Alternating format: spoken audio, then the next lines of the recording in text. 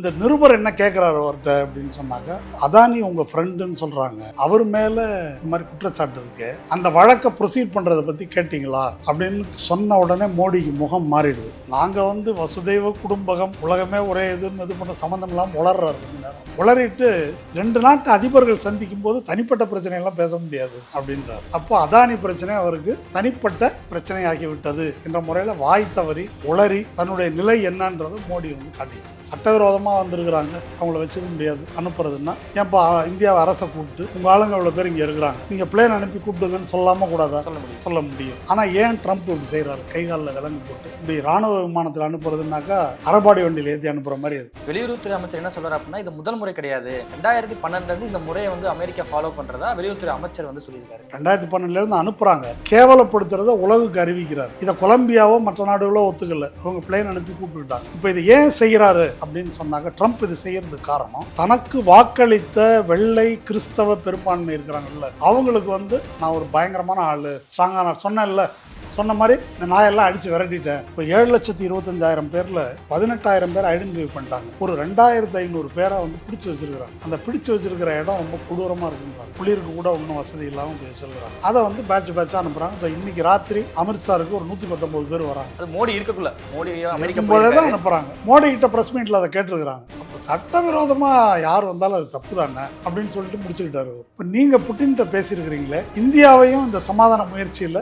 உங்களோட சேர்த்து இன்வால்வ் பண்ணுவீங்களா அப்படின்னு நிருபருடைய கேள்வி. ட்ரம்ப் பதில் என்ன தெரியுமா? சீனாவை வேணா நாங்க இன்வால்வ் பண்ணுவதில்லை அப்படின்னு சொல்றாரு. அது சொன்னா அதோட விட்டா கூட பரவாயில்ல, அதுக்கு மேல போயிட்டு இந்தியா சீனா பார்டர்ல ஒரே சண்டை பிரச்சனையா இருக்கு, அது வேணா நான் பஞ்சாயத்து பண்ணி விடவா அப்படின்னு கேட்டிருக்காரு. காசாவை அமெரிக்கா எடுத்துக்கொண்டாரு. அதுக்கு பொருள் என்ன? காசான்றது பாலஸ்தீன மக்களுடைய தாயகம். அதை ஒரு ரியல் எஸ்டேட் மாதிரியும், அதுக்கு என்ன அவர் சொல்றது இன்னும் கொடூரமானது. அது அருமையான கிளைமேட், கோவா மாதிரி ரிவைரான்னு சொல்றது. ரிவைரான்னா அந்த கடல் ஓரத்துல இது மாதிரி செய்வாங்க இல்லையா, அந்த சூரிய குளியல், மத்திய தரைக்கடல் ஓரத்துல அருமையான கிளைமேட். அந்த ஏரியாவை அருமையா டெவலப் பண்ணலாம். இவங்கெல்லாம் தூக்கி வெளியே போட்டு அந்த இடத்த டெவலப் பண்ணலாம். வெளியே சும்மா போட்டுற முடியுமா? அப்போ அங்கே போர் தான் நடக்கும். மற்ற நாடுகளுக்கு இருந்த முதுகெலும்பு நம்முடைய பிரதமருக்கு, இந்திய அரசுக்கு இல்லை. இப்போ ட்ரம்ப் டாரிஃப் போட்டதில் ரொம்ப முக்கியமானது, அமெரிக்காவுக்கு வடக்க இருக்கிற கனடா, தெற்க இருக்கிற மெக்சிகோ, 2 பேருக்கும் வரி போட்டிருக்காங்க. அவங்க எப்படி ரியாக்ட் பண்ணியிருக்காங்க? நீ போட்டால் நானும் வரி போடுவேன்னு இருக்கிறாங்க.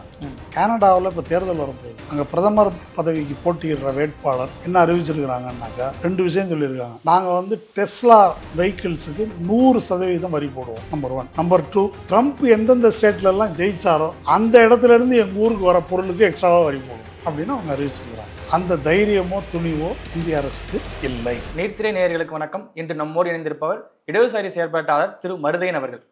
வணக்கம் சார். வணக்கம் சார். கடந்த பிப்ரவரி 4ஆம் தேதி அமெரிக்காவில் சட்டவிரோதமாக தங்கியிருந்தா சொல்லி 104 இந்தியர்களை கையில் விலங்கிட்டு மீண்டும் இந்தியாவுக்கு அமெரிக்கா திருப்பி அனுப்பியிருக்கு. அது எப்படி பார்க்குறீங்க?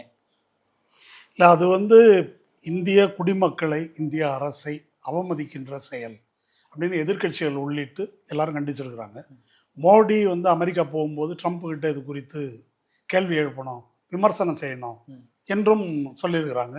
இங்கே அதற்கு அரசு மழுப்பலாக பேசுனது மட்டும் இல்லை, இல்லை நாங்கள் கேட்போம் அப்படின்லாம் சொன்னாங்க. இப்போது ஒரு விஷயம் பார்க்கணும். சட்டவிரோதமாக குடியேறுவது அப்படின்றது இப்போது அமெரிக்காவுக்கு சட்டவிரோதமாக குடியேறதுல முதல் இடத்துல இருக்கிறது மெக்சிகோ, 2வது இடத்துல இருக்கிறது எல் சால்வடார், 3வது இடத்துல இந்தியா இருக்குது. அது கிட்டத்தட்ட 7,25,000 பேர் அப்படின்னு பியூ சர்வேயினுடைய ஒரு அமைப்பு சொல்லுது. சட்டவிரோதமாக போகிறதுன்னா என்ன?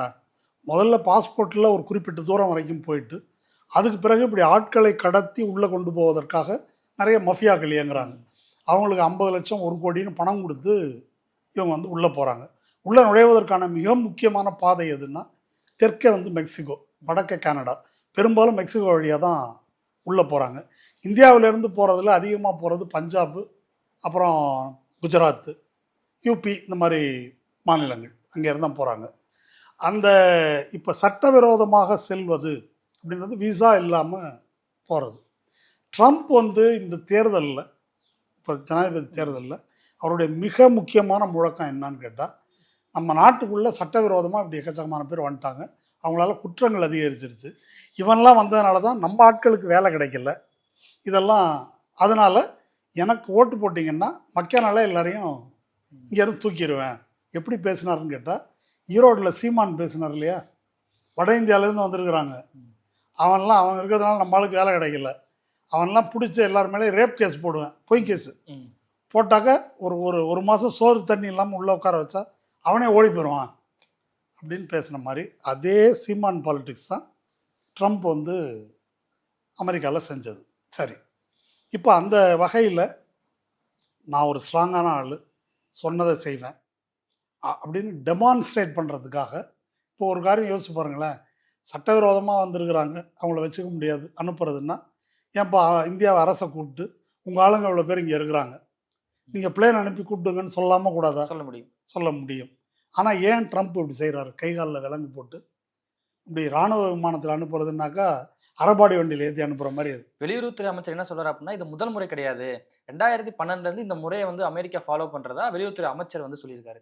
2012 அனுப்புகிறாங்க. இப்போ நான் சொல்கிறது என்னென்னா, கேவலப்படுத்துறத உலகுக்கு அறிவிக்கிறார். இதை கொலம்பியாவோ மற்ற நாடுகளோ ஒத்துக்கலை, அவங்க பிளேன் அனுப்பி கூப்பிட்டுக்கிட்டாங்க. இப்போ இது ஏன் செய்கிறாரு அப்படின்னு சொன்னாங்க, ட்ரம்ப் இது செய்கிறதுக்கு காரணம், தனக்கு வாக்களித்த வெள்ளை கிறிஸ்தவ பெரும்பான்மை இருக்கிறாங்கல்ல, அவங்களுக்கு வந்து நான் ஒரு பயங்கரமான ஆள், ஸ்ட்ராங்கான சொன்னேன்ல, சொன்ன மாதிரி இந்த நாயெல்லாம் அடித்து விரட்டிட்டேன் அப்படின்னு காட்டுறதுக்காக வந்து அவர் அப்படி செய்கிறாரு. அப்போ இந்திய அரசு அதற்கு ஆட்சேபம் தெரிவித்ததா, கண்டனம் தெரிவித்ததா அப்படின்றது கேள்வி. இப்போ 7,25,000 பேரில் 18,000 பேர் ஐடென்டிஃபை பண்ணிட்டாங்க. ஒரு 2,500 பேரை வந்து பிடிச்சி வச்சுருக்கிறாங்க. அந்த பிடிச்சி வச்சுருக்கிற இடம் ரொம்ப கொடூரமாக இருக்குன்றாங்க. குளிருக்கு கூட ஒன்றும் வசதி இல்லாமல் அப்படி வச்சுருக்கிறாங்க. அதை வந்து பேட்சாக அனுப்புகிறாங்க. இன்றைக்கி ராத்திரி அமிர்த்சருக்கு ஒரு 119 பேர் வராங்க. அது மோடி இருக்கக்குள்ள, மோடி அமெரிக்கா போதே தான் அனுப்புகிறாங்க. மோடி கிட்ட ப்ரெஸ் மீட்டில் அதை கேட்டிருக்கிறாங்க. அப்போ சட்டவிரோதமாக யார் வந்தாலும் அது தப்பு தானே அப்படின்னு சொல்லிட்டு முடிச்சுக்கிட்டார் அவர். இந்த கௌரவமாக அவர்களை நடத்த வேண்டும் என்ற ஒரு வார்த்தை கூட மோடி பேசவில்லை என்பது குறிப்பிடத்தக்கது. அதனால் இந்த வீட்டில் எலி வெளியில் புலின்னு சொல்லுவாங்க. மோடியை பொறுத்த வரைக்கும் வீட்டில் புலி வெளியில் எலி அப்படின்னு சொல்லலாம். அப்படி தான் நடந்துட்டார். கொலம்பியா வெனிசுலா நாடு மிக சிறிய நாடு, ஆனால் இந்தியாங்கிறது 140 கோடி மக்கள் தொகை கொண்ட மிகப்பெரிய ஜனநாயக நாடு. அப்படி இருக்கும்போது ஒரு விமானம் அனுப்பிச்சு கூட இந்தியாவில் வந்து கூப்பிட முடியாத இடத்துல இருக்கா? இல்லை, விமானம் அனுப்பி கூப்பிட்டு வர முடியாதா? இப்போ வெனிசுலா கொலம்பியாவோட சின்ன நாடு கியூபா. கியூபா அமெரிக்காவுக்கு கீழே பக்கத்திலே இருக்குது. அந்த கியூபா எத்தனை ஆண்டுகளாக அமெரிக்காவை எதிர்த்து நிற்குது. அதனால் சைஸு 140 கோடியா 14 கோடியா 1 கோடியான்றதல்ல, தன்மானம் சூடு சொரணை இருக்கணும். அது அந்த நாடுகளுக்கு இருக்குது, நம்ம நாட்டு அரசுக்கு இல்லைன்றதான் விஷயம். இப்போ நேற்று வந்து இப்போ ப்ரெஸ் மீட்டில் வந்து ட்ரம்ப்பை பார்த்து ஒரு கொஸ்டின் கேட்குறாங்க. அதானி ஊழல் விவகாரம் பற்றி நீங்கள் பேசுனீங்களா அப்படின்னு மோடியை பார்த்து நிருபர் வந்து கேட்குறாரு. அதுக்கு வந்து மோடி அவர் என்ன சொல்கிறார் அப்படின்னா, தனிப்பட்ட விஷயத்தை நாங்கள் பேசிக்கிறது இல்லை அப்படின்னு இருக்காரு. இல்லை, அது கேள்வி எப்படி கேட்டாங்கன்னா, ட்ரம்ப் வந்து அங்கே ஒரு சட்டம் கொண்டு வந்திருக்காரு. இந்த விஷயத்தில் ட்ரம்ப்புக்கும் மோடிக்கும் நிறைய ஒற்றுமைகள் இருக்குது. ட்ரம்ப் வந்து அமெரிக்க நிறுவனங்கள், இப்போ அந்த கேஸ் என்ன, அதானி மேலே உள்ள கேஸுன்றது அமெரிக்காவில் பதிவு செய்யப்பட்ட நிறுவனங்கள். அதானியுடைய பினாமி நிறுவனம் அசூர் பவர் என்ற நிறுவனம், அவங்க வந்து கிட்டத்தட்ட 2,000 கோடி ரூபாய்க்கு மேலே இங்கே லஞ்சம் கொடுத்து பல மாநிலங்களில் வந்து இபி சோலார் பவர் பேனல் வந்து கான்ட்ராக்ட் சைன் பண்ணியிருக்காங்க. இதுதான் கேஸ். அந்த அமெரிக்க சட்டப்படி ஒரு அமெரிக்க நிறுவனம் வெளிநாடுகளில் தொழில் முதலீட்டுக்காக அந்த நாட்டு அரசியல்வாதிகளுக்கோ அதிகாரிகளுக்கோ லஞ்சம் கொடுத்தா அது வந்து குற்றம் அப்படின்றது தான் இந்த சட்டம். அதன் கீழே தான் இந்த அசூர் பவர் மேலே கேஸ் போட்டாங்க. இப்போ ட்ரம்ப் என்ன செய்கிறார் அப்படின்னா, இந்த அமெரிக்க கம்பெனி எல்லாரும் லஞ்சம் கொடுத்து தான் பிஸ்னஸ் வாங்குறாங்க, அமெரிக்க கம்பெனி மட்டும் லஞ்சம் கொடுக்க வேண்டாம், கொடுக்கக்கூடாது அப்படின்னு சொல்கிறது அமெரிக்க முதலாளிகளுக்கு இழைக்கப்படும் அநீதி. அதனால் அந்த சட்டத்தை நான் ஸ்டே பண்ண போகிறேன் அப்படின்னு சொல்லி தான் அந்த சட்டத்தின் மீது தொடுக்கப்பட்ட வழக்குகளை எல்லாம் அவர் ஸ்டே பண்ணுறாரு. இது ஒன்று. இது மட்டும் இல்லை, ட்ரம்ப் பண்ணது நிறைய அரசியல்வாதிகள் மேலே அங்கே ஏகப்பட்ட வழக்கு இருக்குது, கிரிமினல் கேஸ் இருக்குது. நியூயார்க் மேயர் மேலே அப்படி $1,00,000 வந்து துருக்கியிலேருந்து பணம் வாங்கினார் அப்படின்னு கேஸில் ஒரு குற்றவாளின்னு அறிவிக்கப்பட்டிருக்காரு. அந்த கேஸெல்லாம் பொது மன்னிப்பு வழங்கிட்டார். அது நம்ம ஊரில் இப்போது இடி கேஸெல்லாம் போடுறாங்கல்ல, ஏக்நாத் ஷிண்டேக்கு கேஸை வந்து வாபஸ் வாங்கிட்டாங்களா கட்சி மாறினோடனே. அது மாதிரி டெமோக்ராட்டிக் பார்ட்டி சார்பாக இருந்த மேயர் கட்சி மாதிரி ட்ரம்ப் பக்கம் வந்த உடனே அவருக்கு வந்து விடுதலை கொடுத்துட்டார். இது வந்து மோடிக்கும் ட்ரம்ப்புக்கும் உள்ள ஒற்றுமை. சரி, இந்த நிருபர் என்ன கேட்குறாரு அவர்கிட்ட அப்படின்னு சொன்னாக்கா, இந்த மாதிரி அதானி உங்கள் ஃப்ரெண்டுன்னு சொல்கிறாங்க, அவர் மேலே இந்த மாதிரி குற்றச்சாட்டு இருக்கு, அந்த வழக்கை ப்ரொசீட் பண்ணுறதை பற்றி கேட்டிங்களா அப்படின்னு சொன்ன உடனே மோடிக்கு முகம் மாறிடுது. மாறி நாங்கள் வந்து வசுதெய்வ குடும்பகம், உலகமே ஒரே இதுன்னு இது பண்ண சம்மந்தம் இல்லாமல் உளர்றாரு கொஞ்ச நேரம். உளறிட்டு 2 நாட்டு அதிபர்கள் சந்திக்கும் போது தனிப்பட்ட பிரச்சனையெல்லாம் பேச முடியாது அப்படின்றாரு. அப்போ அதானி பிரச்சனை அவருக்கு தனிப்பட்ட பிரச்சனையாகிவிட்டது என்ற முறையில் வாய் தவறி உளறி தன்னுடைய நிலை என்னன்றதை மோடி வந்து காட்டிக்கிட்டார். ஜோதிமணி எம்பி இருக்காங்களே காங்கிரஸ், அவர்கள் என்ன சொல்றாங்க அப்படின்னா, மோடி அவர்கள் வந்து இந்த 104 தமிழ் இந்தியர்களை திருப்பி அனுப்பிச்சதுக்கு ஏன் எதிர்ப்பு தெரிவிக்கல அப்படின்னா, அதானி ஊழல் விவகாரத்துக்கு காரணமாக தான் அமைதியா இருக்காரு அப்படின்னு சொல்லியிருக்காங்க. அது எப்படி பாக்குறீங்க? இல்லை அது ஒரு பிரச்சனைங்க. அதானியை காப்பாற்றுறதுக்காக மட்டும் அப்படின்றது இல்லை. இப்போ அதானி விஷயத்துக்கு அவர் சொன்ன பதிலை பாருங்களேன். 2 அதிபர்கள் சந்திக்கும் போது தனிப்பட்ட விவகாரங்கள் பற்றி பேசுறது இல்லை. இலங்கைக்கு போய் என்ன பண்ணார் இவர்? விண்மில் அதானிக்கு கொடுத்துருக்குன்னு இவர் பேசினார்ல. பங்களாதேஷுக்கு போய் அங்கே அனல் மின் நிலையம் கான்ட்ராக்டு இவர் அதானிக்கு கொடுத்துருங்க அப்படின்னு இவர் தான் பேசி முடிச்சு விட்டார். 2014 பதவி ஏற்ற உடனே ஆஸ்திரேலியாவுக்கு போனார். அங்கே குயின்ஸ்லாண்டில் நிலக்கரி சுரங்கம் அதானிக்கு விற்கிறதுக்கு ஏற்பாடு பண்ணி கொடுத்தாரு. அதனால் அது நடக்குது, அது ஒரு பெரிய பிரச்சனை இல்லை. மொத்தத்தில் அமெரிக்க அரசுக்கும் இந்திய அரசுக்கும் இடையிலான உறவு இருக்கு இல்லையா, அதில் மோடி அரசு கடைப்பிடித்து வரக்கூடிய கொள்கை இருக்குல்ல, அதுவே முழு அடிமைத்தனம். அந்த அடிப்படையில் இருந்தால் அவர் அதில் அதானின்றது ஒன்று. அதானி கேஸ் இல்லைன்னா அவர் தைரியமாக பேசியிருப்பார். அப்படி பார்த்தாக்கா அப்படி கிடையாதுன்றதான் சொல்கிறேன். கூடுதல் நேற்று அதே ப்ரெஸ் மீட்டில் வந்து நீங்கள் வந்து அமெரிக்காவிலேருந்து இறக்குமதி செய்கிற பொருளுக்கு எவ்வளோ வரி விதிக்கிறீங்களோ அதே வரியை வந்து நானும் விதிப்பேன்னு சொல்லி ட்ரம்ப் அவர்கள் பேசியிருக்காரு. அதுக்கு வந்து மோடி என்ன ரிப்ளை கொடுத்துருக்காரு? மோடி எந்த ரிப்ளையும் கொடுக்கல. அந்த விஷயத்தில் 2-3 பிரச்சனை சொல்கிறேன். அதாவது இந்தியாவுக்கும் அமெரிக்காவுக்கும் இடையிலான வணிகம், அதில் வந்து பேலன்ஸ் ஆஃப் பேமெண்ட்டுன்னு சொல்கிறது. இப்போ 100 இந்தியா வந்து ஏற்றுமதி பண்ணுது அப்படின்னு சொன்னாக்கா, அமெரிக்காவிலேருந்து நீங்கள் 100 ரூபாய்க்கே வந்து இறக்குமதி பண்ணணும். இதான் ட்ரம்ப் சொல்கிறது. இப்போ உள்ள நிலைமை என்ன அப்படின்னு சொன்னால், இந்தியா ஏற்றுமதி செய்வதை காட்டிலும் அமெரிக்காவிடமிருந்து குறைவாக இறக்குமதி செய்கிறது. ஒன்று. சில பொருள்களுக்கு ஆடம்பர பொருள்கள், ஹார்லே டேவிட்சன் பைக்கு, ஆடம்பர காரு, இதுக்கெல்லாம் வந்து கூடுதலாக கொஞ்சம் வரி போட்டிருக்கிறாங்க. இது விஷயம்.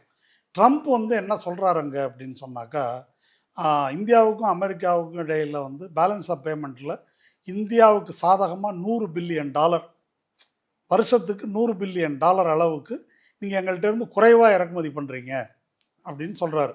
அந்த டேட்டா பொய், உண்மைக்கு மாறானது. உண்மைன்னு இப்போ அதிகாரிகள் என்ன சொல்கிறாங்கன்னா, 35 50 பில்லியன் டாலர். இதான் டிஃபரன்ஸு. இதை சொல்லுகின்ற தைரியம் கூட நம்முடைய பிரதமருக்கு இல்லை அப்படின்றது குறிப்பிடத்தக்கது. நம்பர் 1. நம்பர் 2 என்ன அப்படின்னாக்கா, இந்த ப்ரெஸ் மீட்டுக்கு முன்னால் இந்த பிரிக்ஸ்ன்னு ஒன்று வச்சுருக்கிறாங்க. பிரிக்ஸ்ன்றது என்னென்னா, பிரேசில், ரஷ்யா, இந்தியா, சைனா. இந்த பிரிக்ஸ் என்ற அமைப்புக்குள்ள ஈரான், சவுதி அரேபியா, இந்தோனேஷியா போன்ற நாடுகளையும் இணைப்பதற்கான ஏற்பாடு வந்து நடந்துட்டுருக்கு. இது எதுக்காக உருவாக்கப்பட்டதுன்னா, இந்த டாலர் மேலாதிக்கம் இருக்குல்ல, அந்நிய செலாவணின்னாக்கா உலக செலாவணி டாலர் தான் என்று அமெரிக்கா செய்கிற அட்டூழியத்தை பேலன்ஸ் பண்ணுறதுக்காக இந்த அமைப்பு வந்து உருவாக்கப்பட்டது. ட்ரம்ப் என்ன சொல்கிறாருன்னா, இந்த பிரிக்ஸ்ன்னு எவனாவது பேசுனா, இந்த மாதிரியே தான் சொல்லியிருக்காரு, பேசுனா அவங்களுக்கெல்லாம் 100% வரி போடுவேன். அமெரிக்காவுக்கு என்ன நீங்கள் ஏற்றுமதி பண்ணாலும் அதுக்கு 100% வரி போடுவேன். என் காலில் விழுந்து கெஞ்சணும் எல்லாரும். அதனால் ஒன்று சொல்கிறேன், பிரிக்ஸ் எல்லாம் ஒன்றும் கிடையாது, அதெல்லாம் செத்து போச்சு, அது பேச்சே விட்டுருங்க. இது வந்து ட்ரம்ப் பேசியிருக்கிறது. பிரிக்ஸில் இந்தியா ஒரு முக்கியமான நாடு. அப்போது இந்தியாவுக்கு ஒரு உரிமை இருக்கு இல்லையா, அமெரிக்காவோட அடிமை இல்லைல்ல இந்தியா, இறையாண்மை மிக்க நாடு தானே, யாரோட ஒப்பந்தம் பண்ணிக்கணுன்ற உரிமை இருக்குல்ல. இந்த மாதிரி பேசுனதை எங்களால் ஏற்றுக்கொள்ள முடியாது அப்படின்னாவது ஒரு வார்த்தை சொல்லலாம் இல்லையா, அதுவும் சொல்லலை. மாறாக என்ன நடந்திருக்கு, இப்போ நீங்கள் சொன்னது வந்து ஈக்குவலாக நான் டாரிஃப் போடுவேன் அப்படின்னு சொன்னார். இதை தாஜா பண்ணுறதுக்கு முன்னாலே ஏற்பாடு பண்ணிட்டாங்க. மோடி அமெரிக்காவுக்கு கிளம்புவதற்கு முன்னாலேயே நம்முடைய நிர்மலா சீதாராமன் போட்ட பட்ஜெட் உரையில் ஹார்லே டேவிட்சன் பைக்குக்கு வரியை குறைச்சிருக்காங்க. அமெரிக்காவிலேருந்து நம்ம வந்து ஆயில் நிறைய இறக்குமதி பண்ணுறோம். அது வந்து அமெரிக்காவிலேருந்து இறக்குமதி பண்ணுறதில்ல, கல்ஃப்லேருந்து க்ரூட் ஆயில் இறக்குமதி பண்ணுறோம். அந்த கம்பெனியினுடைய ஓனர் வந்து அமெரிக்கா. அந்த க்ரூட் ஆயிலை இறக்குமதி பண்ணி ஜாம்நகரில் இருக்கிற அம்பானியினுடைய ரிஃபைனரி இருக்கு இல்லையா, அங்கே ரீஃபைன் பண்ணி அதுக்கப்புறம் அதை விற்கிறோம். அதுக்கு போடுற டேக்ஸை வந்து குறைச்சிருக்கிறாங்க. இது ரெண்டாவது. மூணாவது மிக முக்கியமானது என்ன அப்படின்னாக்கா, அணு மின் நிலையங்களை அமெரிக்காவிட்டிருந்து வாங்குறது அப்படின்னு ஒரு திட்டம். இந்த அணுமின் நிலையங்களை வாங்கும்போது என்ன பிரச்சனை இருக்குன்னா, அந்த அணுமின் நிலையங்களை விற்கிற நிறுவனங்கள் இருக்கு இல்லையா, அந்த அணுமின் நிலையத்தில் விற்கிறதுல ஏதோ ஒரு ஃபால்ட் இருக்குது, அதனால ஒரு விபத்து வருது. நீங்கள் வேற ஏதாவது ஒரு ஃபேக்ட்ரியில் விபத்து நடந்தால் 5 பேர் 10 பேர் 100 பேர் கூட சாகலாம்.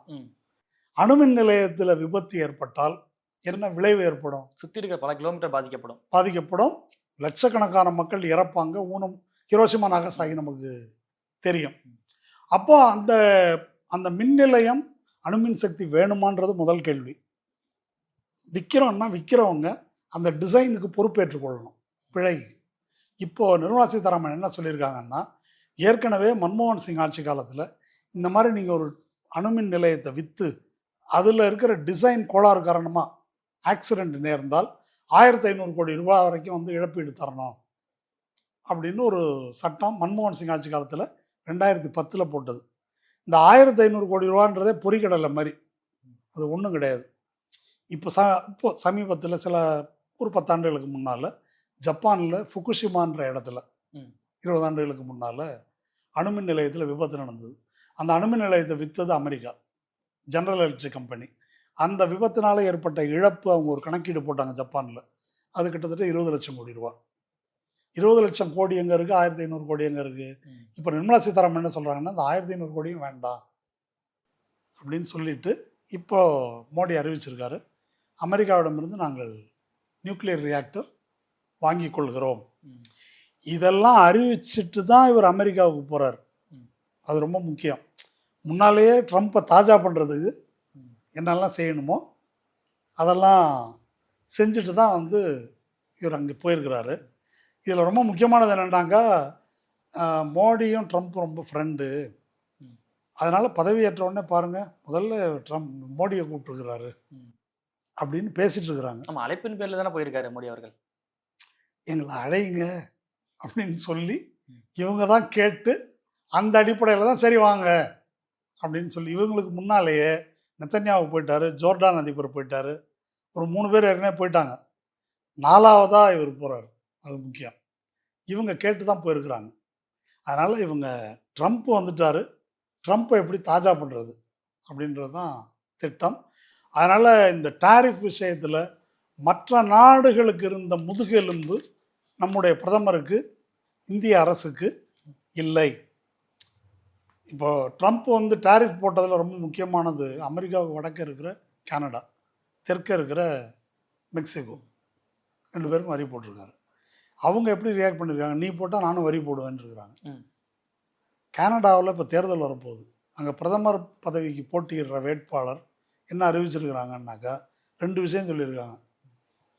நாங்கள் வந்து டெஸ்லா வெஹிக்கிள்ஸுக்கு 100% வரி போடுவோம், நம்பர் 1. நம்பர் 2, ட்ரம்ப் எந்தெந்த ஸ்டேட்லலாம் ஜெயிச்சாரோ அந்த இடத்துலேருந்து எங்கள் ஊருக்கு வர பொருளுக்கு எக்ஸ்ட்ராவாக வரி போடுவோம் அப்படின்னு அவங்க அறிவிச்சிருக்கிறாங்க.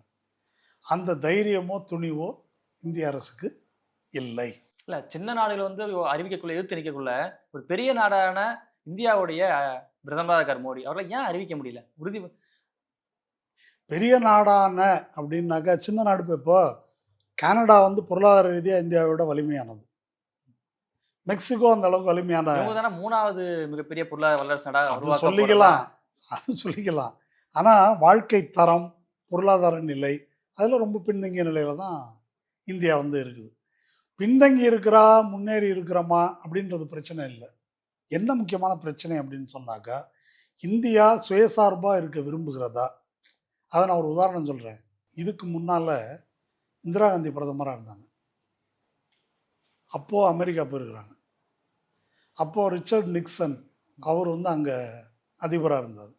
இதே மாதிரி ப்ரெஸ் மீட்டில் இந்தியாவின் இறையாண்மையில் தலையிடுவது போல் நிக்சன் பேசின போது அங்கேயே சப்புன்னு திரும்ப கொடுக்குற மாதிரி இந்திரா காந்தி பற்றி நமக்கு நிறைய விமர்சனம் இருக்குது, அது வேற. ஆனால் அந்த மாதிரி ஒரு இந்த நாட்டின் இறையாண்மை, சுயமரியாதை குறித்த, கௌரவம் குறித்த அதை பற்றின ஒரு கான்ஷியஸ்னஸ் உள்ள ஒரு பிரதமராக அவங்க இருந்தாங்க. நம்ம பிரதமர் அப்படி கிடையாது என்பதுதான் உண்மை.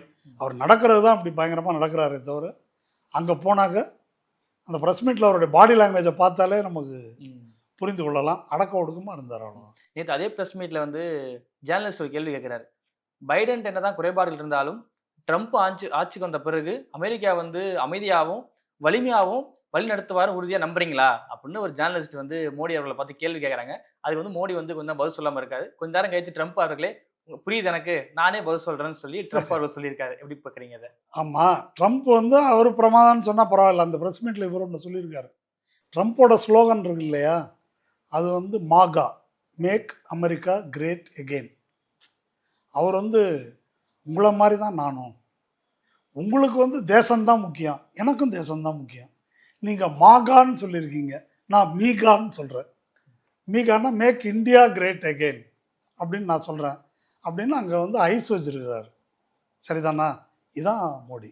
இந்த ப்ரெஸ் மீட் எப்படி பார்க்குறீங்க? மோடி அவர்களும் ட்ரம்ப் அவர்களும் சந்திச்ச அந்த ப்ரெஸ் மீட்டை சந்திப்பு எப்படி பார்க்குறீங்க? இல்லை, இந்த ப்ரெஸ் மீட் என்பது இந்தியா அமெரிக்கா தொடர்பாக என்ன கொள்கை வச்சிருக்குது, எவ்வளவு அமெரிக்காவுக்கு அடிபணிந்து நடந்து கொள்ளுகிறது அப்படின்றதுக்கு ஒரு எடுத்துக்காட்டு. இன்னொரு உதாரணம் சொல்கிறேன். ஒரு கேள்வி கேட்குறாங்க. நீங்கள் உங்களுக்கு தெரியும், மோடி வந்து புட்டினை பார்த்தாரு, ஜெலன்ஸ்கியை போய் பார்த்தாரு. உக்ரைன் வாரம் நிறுத்துறதுக்கு நான் தான் ஏற்பாடு பண்ண போகிறேன்லாம் உருட்டிட்டு இருந்தார் இல்லையா, பேசிகிட்டு இருந்தார். அந்த மாதிரி இப்போது அங்கே இப்போ ட்ரம்ப் வந்து ஒன்று அறிவிச்சிருக்காரு. அது பத்திரிகையில் பார்த்துருப்பீங்க. நேராக என்ன பண்ணாருன்னா புட்டினை கூப்பிட்டு பேசிட்டார். யார்? ட்ரம்ப்பு. ரொம்ப நேரம், ஒரு 1.5 மணி நேரம் பேசிட்டேன், வாரெல்லாம் முடிவு கொண்டு வந்துடுவோம் அப்படின்னோடனே ஜெலன்ஸ்கி பீதியாகி போய், என்னங்க என்னையே கேட்காம நீங்கள் வந்து புட்டின்கிட்ட மட்டும் பேசி இப்படி பண்ணுறீங்களே, அதெல்லாம் நாங்கள் பார்த்துக்குறோம், இப்படி ஒரு பேசிகிட்டு இருக்காரு. இது ஒரு நிருபர் வந்து கேட்குறாரு, இந்த ரஷ்யா உக்ரைன் போரில் சமாதானத்தை நிலைநாட்டுவதற்கு இந்தியா வந்து இது பண்ணுறதா சொல்லிட்டு இருந்தாங்க. இப்போ நீங்கள் புட்டின்கிட்ட பேசியிருக்கிறீங்களே, இந்தியாவையும் இந்த சமாதான முயற்சியில் உங்களோட சேர்த்து இன்வால்வ் பண்ணுவீங்களா அப்படின்னு நிருபருடைய கேள்வி. ட்ரம்ப் பதில் என்ன தெரியுமா? சீனாவை வேணால் நாங்கள் இன்வால்வ் பண்ணுவதில்லை அப்படின்னு சொல்கிறாரு. அது சொன்னால் அதோட விட்டால் கூட பரவாயில்ல, அதுக்கு மேலே போயிட்டு இந்த இந்தியா சீனா பார்டரில் ஒரே சண்டை பிரச்சனையாக இருக்குது, அது வேணால் நான் பஞ்சாயத்து பண்ணி விடவா அப்படின்னு கேட்டிருக்காரு. இல்லை இல்லை, நாங்கள் 2 நாடுகளுக்குள்ளே பார்த்துக்கிறோம் என்று சொல்லுகின்ற தைரியம் கூட மோடிக்கு இல்லை. அதுக்கப்புறமா வெளியுறவுத்துறை செயலாளர், எங்கள் 2 நாடுகளுக்கு இடையிலான இதை நாங்கள் பேசிக்கிறோம், சீனா கண்டிச்சு அறிக்கை விட்டுருக்குறாங்க, இதெல்லாம் மூக்க நுழைக்காத, நாங்கள் பேசிக்கிறோன்ட்டு. ஆனால் இதை சொல்லுகின்ற தைரியம் கூட நம்முடைய பிரதமருக்கு இல்லை அப்படின்றதான் இந்த ப்ரெஸ் மீட்டில் நமக்கு தெரிய வந்திருக்கிற உண்மை. இந்த ப்ரெஸ் மீட்டு, இவருடைய அமெரிக்க விஜயம், இன்னொரு சம்பவம் நீங்கள் பார்த்துருப்பீங்க, எலான் மஸ்கை இவர் பார்த்துருக்காரு. ஆமாம், அந்த காட்சியை பார்த்தீங்களா?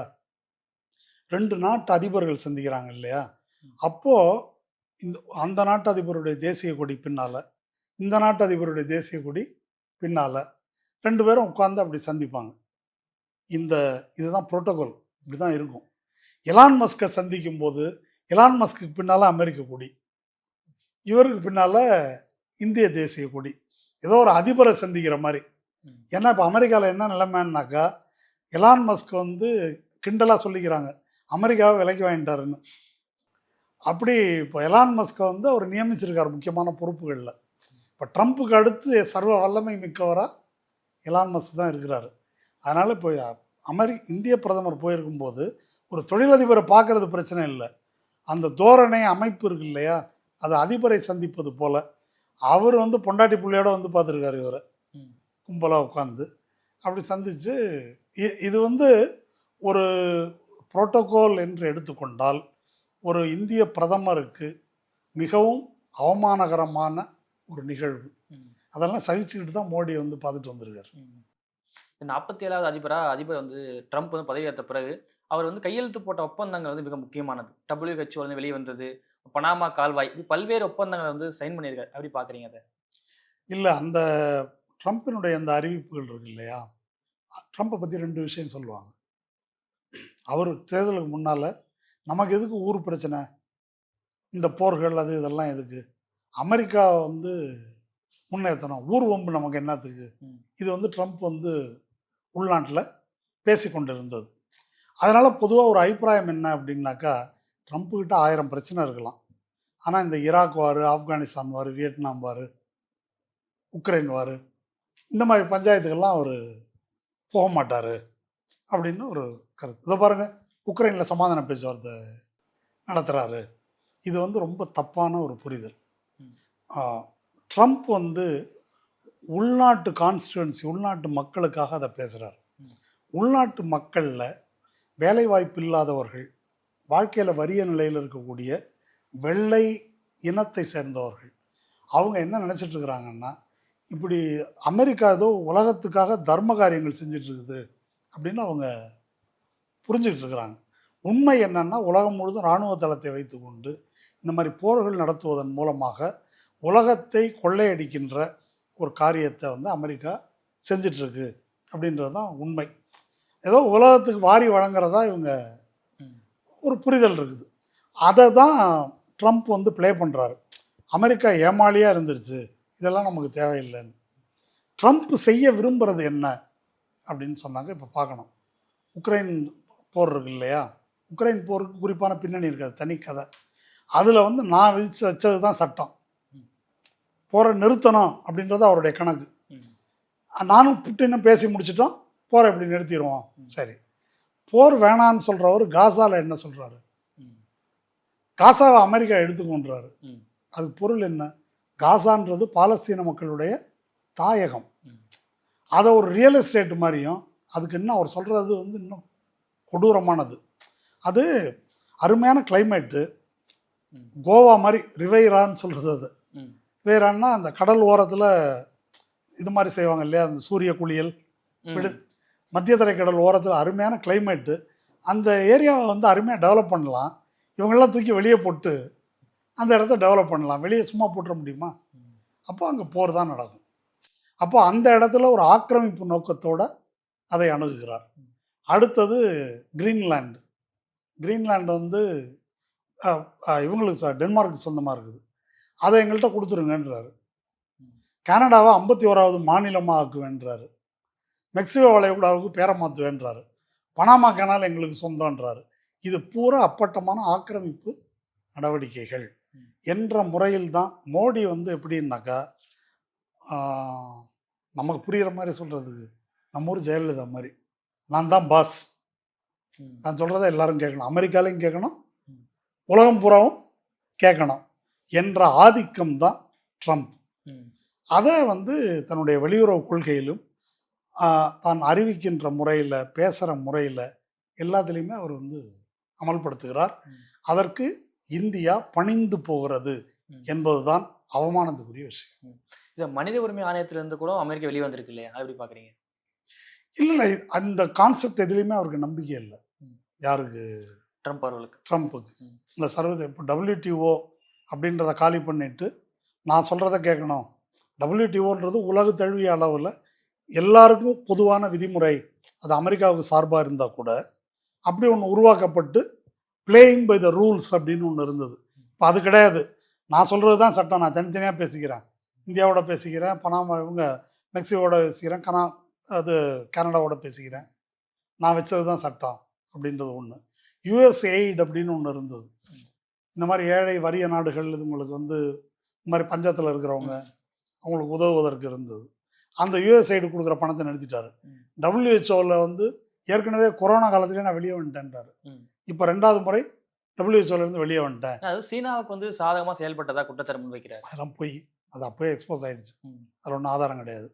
அப்புறம் பாரிஸு கிளைமேட் அக்ரிமெண்ட்டு, உலகம் பூரா புவி சூடேறுதல், இந்த இதை வந்து மாற்றி ஆகணும் அப்படின்றத எல்லாரும் கவலைப்பட்டு இருக்கிறாங்க. ஆனால் ட்ரம்ப்போட கருத்து என்னென்னா, புவி சூடேறுதல்னே ஒன்று கிடையாது, அதனால் நாங்கள் வெளியே வர்றோம், ஃப்ராக்கிங்னு சொல்லிட்டு ஷேல் காஸ் வந்து எடுக்க போகிறோம், அதுக்கு இருந்த தடையெல்லாம் வந்து நீக்கிறோம். இதெல்லாம் ட்ரம்ப்புடைய அறிவிப்பு. அதனால் ட்ரம்ப்புக்கு இந்த மாதிரி சர்வதேச விதிகள், அதுக்கு எல்லோரும் கட்டுப்பட்டு நடக்க வேண்டும் அப்படின்றதுல ட்ரம்ப்புக்கு நம்பிக்கை கிடையாது. அமெரிக்காவுக்கு எல்லோரும் கட்டுப்பட்டு நடக்க வேண்டும். அமெரிக்கா யாருன்னா, நான் தான் அமெரிக்கா, நான் சொல்கிறத அமெரிக்கா கேட்கணும், அமெரிக்கா சொல்கிறத உலகம் கேட்கணும். இதுதான் ட்ரம்ப்புடைய விதி. ட்ரம்ப் பதவிக்கு வந்ததுக்கப்புறம் என்ன மாதிரி தாக்கம் வந்து உலக அரசியல் ஃபுல்லாக ஏற்படும்? இல்லை என்ன மாதிரி தாக்கம் ஏற்படும் அப்படின்னு சொன்னால், இப்போ காசாவுக்கு ஒரு உதாரணம். காசாவில் ட்ரம்ப் சொல்வதை அமல்படுத்தினால் மிகவும் கொடூரமான ஒரு போர் மீண்டும் வெடிக்கும். இப்போது அந்த பாலஸ்தீனில் இருக்கக்கூடிய சுமார் 23 லட்சம் பேரை ஜோர்டானும் எகிப்தும் எடுத்துக்கணும் அப்படின்னு அவர் சொல்லியிருக்காரு. நெத்தன்யாகு இன்னொன்று சொல்லியிருக்காரு. அதான் சவுதி அரேபியாவில் நிறையா இடம் இருக்குது, அங்கே போய் இருக்கலாமே அவங்கெல்லாம் அப்படின்னு சொல்லியிருக்காரு. இது எதையும் இப்போ இந்த ஜோர்டான், எகிப்து, சவுதி அரேபியா 3மே அமெரிக்காவின் நேச நாடுகள். 3 பேருமே இதை ஏற்றுக்கொள்ளவில்லை. இதை ஏற்றுக்கொள்ளாமல் தனியாக ஒரு கூட்டம் போட்டிருக்கிறாங்க. ட்ரம்ப் சொல்கிறத கேட்க முடியாது, இதை அமல்படுத்த முடியாது அப்படின்னு சவுதி அரேபியா தலைமையில் சவுதி, ஈஜிப்ட், கொட்டார், ஜோர்டான் 4 நாடுகளும் கூடுறாங்க. அதனால் ட்ரம்ப்பினுடைய ஆதிக்கம் செல்லாது. ஒருவேளை இந்த ஆதிக்கத்தை அவர் தொடர விரும்பினால் கடுமையான போரை நோக்கி தான் இட்டு செல்லும்.